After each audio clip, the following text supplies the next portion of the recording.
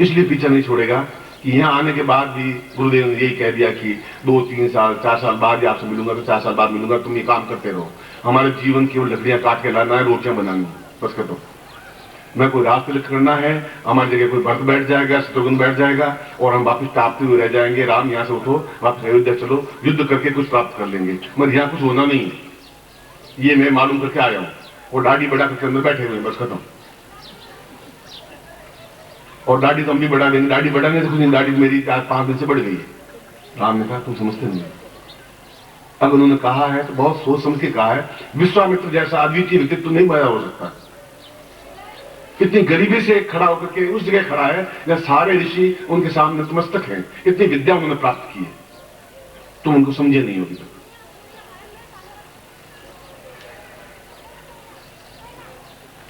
और एक क्षण आया जब विश्वामित्र स्वयं उनको अपनी ज्ञान, अपनी चेतना और परिपूर्णता देने का एक सफल प्रयास किया।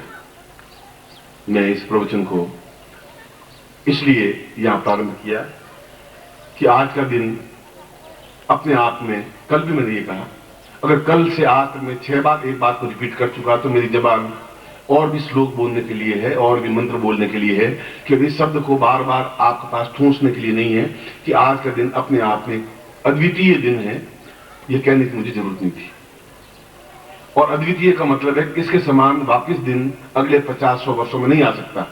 तो ये ब्राह्मण का पुत्र बोल रहा है कि ऐसा 100 साल में ऐसा दिन वापिस नहीं आने का आपके जीवन में, आपकी पीढ़ी में भी नहीं है, अगली पीढ़ी में भी नहीं है। और क्या उन क्षणों को हम व्यर्थ में जाने दें? और इन क्षणों में हमें क्या करना चाहिए? मैं उस बात को इस विश्वामित्र के इस पहलू से, उद्धरण से लेता हुआ मैं इस श्लोक से प्रारंभ किया है। पहले मैं आपको दीक्षा का समय दीक्षा देता हूं, फिर इस प्रवचन का उत्तरार्ध फिर मैं आपको वापस समझाऊंगा। जो खड़े हो जाएं, जिनको महालक्ष्मी दीक्षा मैंने कहा है, और बिना लक्ष्मी के जीवन में कुछ भी संभव नहीं हो सकता, क्योंकि महालक्ष्मी दीक्षा कई बार दी आपको, तो पहली बार नहीं दी। मगर आज की दीक्षा में उन दीक्षा में अंतर है। आज फिर महालक्ष्मी दीक्षा रखने के पीछे कोई हेतु है, कोई मंतव्य है, कोई लक्ष्य है। मैं स्वयं अकेला आके बैठा हूं, क्योंकि कुछ दीक्षा ऐसी है जो मुझे ही देनी है, और इसीलिए मैं आपके सामने उद्यत हूं इस प्रवचन का फिर उत्तरार्ध वापस आपको समझाने के लिए। आप खड़े हो जाए।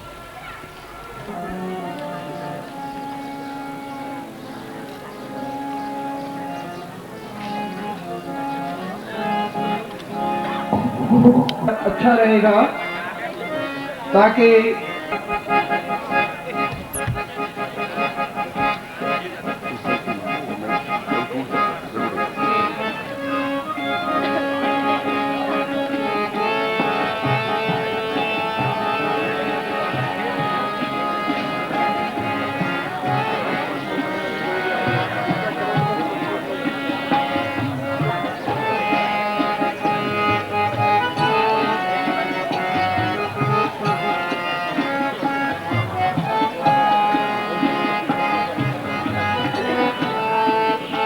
दीक्षा लेने के बाद कोई भी चरण स्पर्श ना करे, सीधे ही, ताकि जल्दी से ये दीक्षा का कार्य संपन्न हो सके।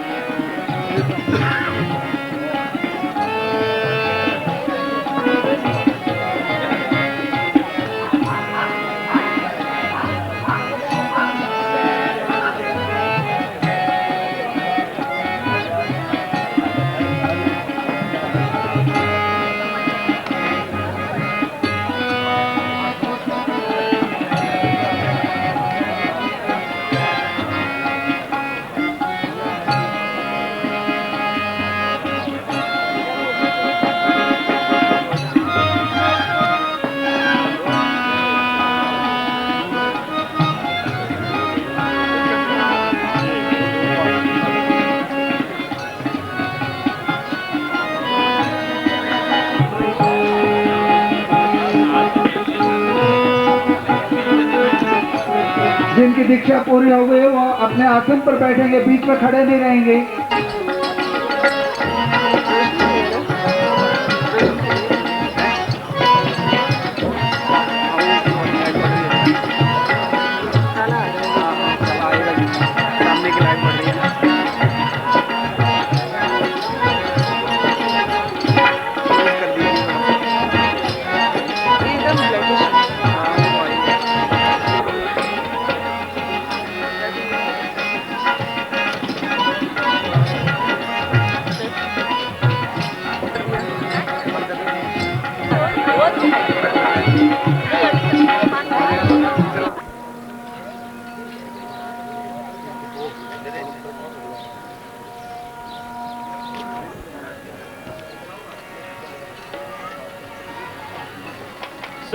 अपने अपनी जगह पर बैठ जाएं। कोई बीच में खड़ा नहीं रहेगा। ये पीछे 3-4 भाई खड़े हुए हैं, जल्दी से आसन ग्रहण करें। मैं 8 दिन भर का कार्यक्रम आपको सुना देता हूँ जिससे आपको ध्यान है। आज ग्रहण काल प्रारंभ हो चुका है। ग्रहण काल की 2 तिथियां होती हैं। एक तो ग्रहण काल का स्पर्श या इसका जैसे सूत्र कहते हैं या ग्रहण काल की स्थिति प्रारंभ हो जाती है। वह करीब 12 घंटे के आसपास पहले शुरू हो जाती है, 11:30 घंटे या 11 घंटे 17 मिनट से पहले शुरू हो जाती है।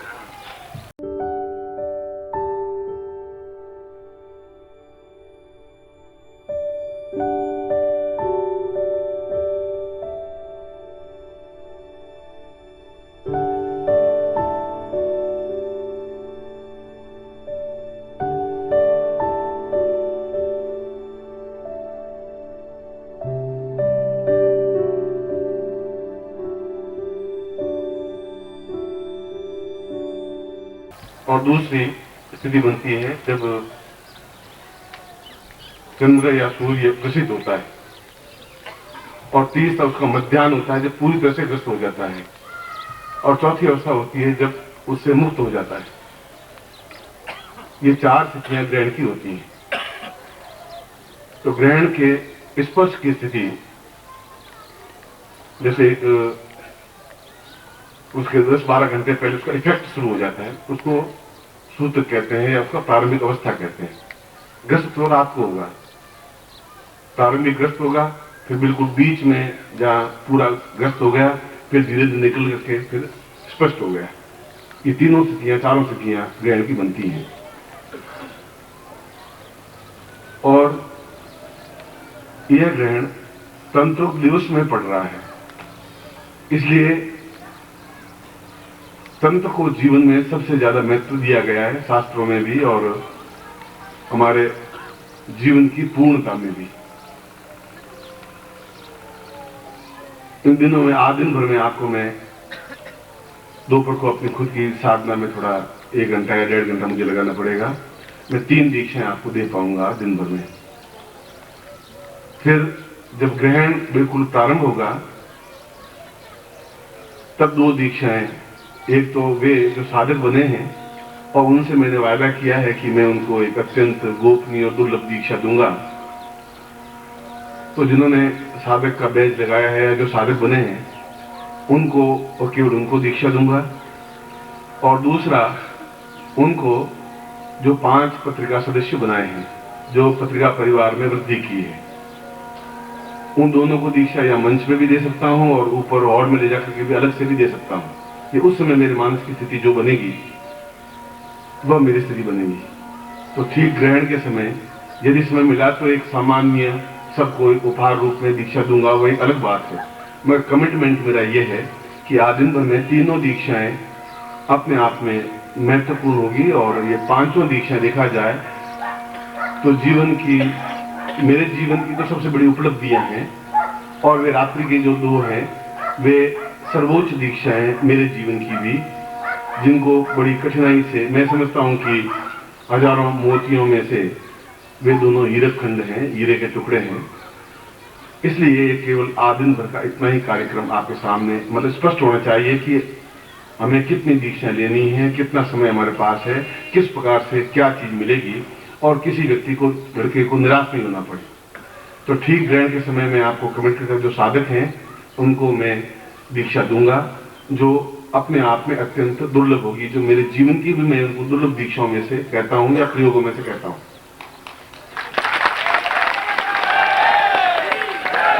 और दूसरा, मेरे कहने से आपने पत्रिका परिवार का विस्तार किया है। उस पत्रिका परिवार के विस्तार में कोई मेरा व्यक्तिगत स्वार्थ नहीं है। इसलिए नहीं है कि यदि एक पत्रिका जो प्रकाशित कर रहे हैं और जो मूल्य लिखा है उस मूल्य से 1-8 आना रुपया ज्यादा ही खर्च आ रहा है, मगर वह मेरे जीवन का लक्ष्य नहीं है कि ज्यादा आए या कम आए। इसमें से आपको अकाउंटेंट है तो आप देख सकते हैं कि कितना खर्च आता है, कितनी लागत आती है। मगर चूंकि हमारा परिवार की विस्तार और जीवन का एक लक्ष्य है कि ज्यादा से ज्यादा लोगों को हम जोड़ के उनको ज्ञान दे सकें, इसलिए जो 5 पत्रिका सदस्य उनको भी ठीक ग्रहण के मध्य काल में वह दीक्षा प्रदान करूंगा। और ग्रहण के प्रारंभ काल में जो साधना शिविर में भाग लिया है उनको ग्रहण के ठीक प्रारंभ काल में वह दीक्षा दूंगा। ग्रहण के अंत में अगर इन दोनों दीक्षाओं के बाद में जनरेटर तो है ना पूरा, और इनमें से भी मैं आपको किसी भी दीक्षा लेने के लिए बाध्य नहीं कर रहा हूं। ऐसा मेरा आग्रह आपके ऊपर फोर्स नहीं है। यदि फोर्स में कर सकता हूं आपको, ये तुम्हें लेनी ही है, मगर इसलिए फोर्स नहीं कर रहा हूं कि ये अपने अपने भाग्य की बात है, आपके चिंतन की बात है, आपकी विचारधारा की बात है। नदी अपने आप में बहती रहती है, कुछ लोग उसका जल पीते हैं, कुछ लोग नहीं पी पाते, कई मजबूरियां भी होती हैं। एक समय था कि जो मैं मुंह से निकालता था तो शिष्य पूरा करते ही थे, सन्यासी शिष्य आज भी।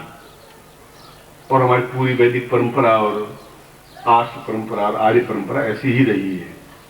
यह नहीं देखा जाता कि राम रोटियां सेक रहे हैं और वहां सेक रहे हैं जो उनकी प्रजा, उनकी धरती पर एक ऋषि बैठा हुआ है। उसमें उनके मानस में चिंतन नहीं था। उनके मानस में चिंतन था कि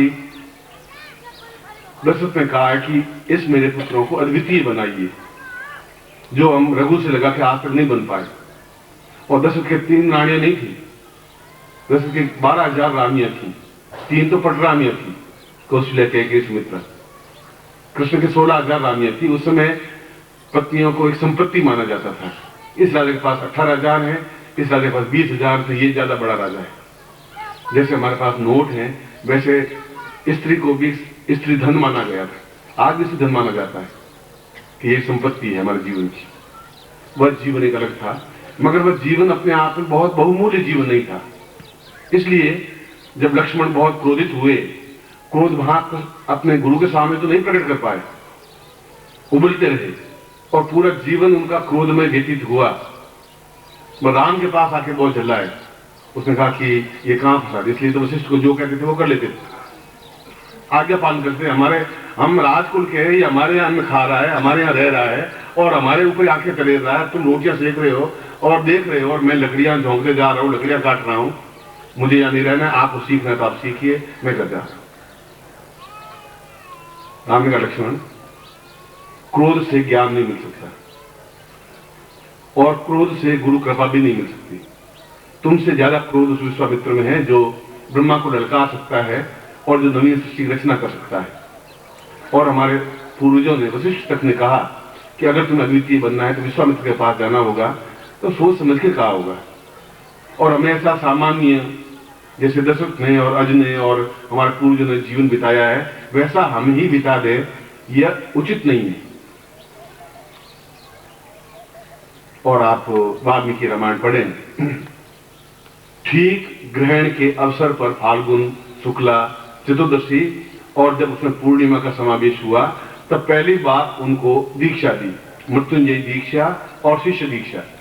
पूरे 5 महीने तक उनको रोटियां सिखवाते रहे, देखते रहे कि कितनी आज्ञा, क्या शिष्य बने नहीं बने। वह दिन जब आज का दिन है। और ठीक 13 महीने बाद, एक साल में 12 महीने होते हैं और एक साल में 13 महीने अधिक मास कहलाता है। ठीक 13 महीने बाद, ठीक ग्रहण के समय जनक ने सीता का स्वयंवर रचा। और जब ग्रहण प्रारंभ हुआ तब विश्वामित्र ने संकेत से राम को कहा अब तुम उठाओ। बाकी लोगों ने कोशिश कर ली, अब बिल्कुल ठीक समय है, मैं गुरु हूं, इसलिए अब तुम इसका वर्णन करो। और उन्होंने उस परशुराम के सिर के धनुष को उठा करके और प्रत्यंचा चढ़ा करके और सीता का वर्णन किया, सीता से शादी की।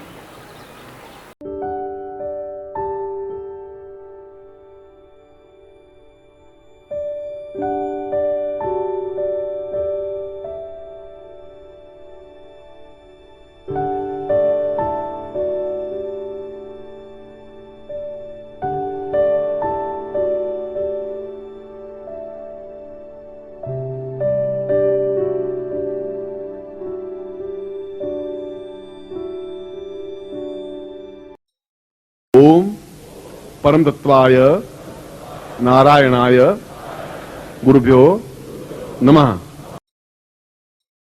ओम ह्रीं मम प्राण देह रोम प्रतिरोम चैतन्य जाग्रय ह्रीं ओम नमः।